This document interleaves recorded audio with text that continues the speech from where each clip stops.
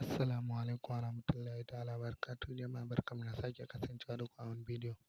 Za ku ji kwana biyu mai shiru to ayyuka ne da suka ɗan yawa amma in Allah ya yarda yanzu kam za mu dawo da ƙarfin mu insha Allah. To akwai mutane da yawa da sun bi ni private suna tambaya na ya za a yi su buɗe metaverse. To na yi shiri sosai duk da dai a can ma ina da bidiyo da nake ba su. Idan har kana so za ka yi kalla ka iya yin rajistan ka ba tare da ka samu matsala ba.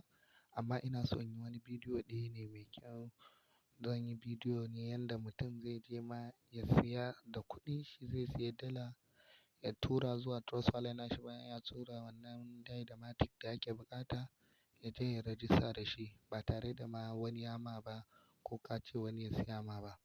Shi ya sa to in Allah ya yarda zan yi wannan bidiyon ɗaya bayan ɗaya sabida haka ma zan rarraba bidiyon zuwa kashi biyu ko uku domin da yake kada mutum ya je shi ya yi depositing na kuɗinsa akan zai siya dala kuma ya zo ya asara ya zo irin a sun samu wani mistake.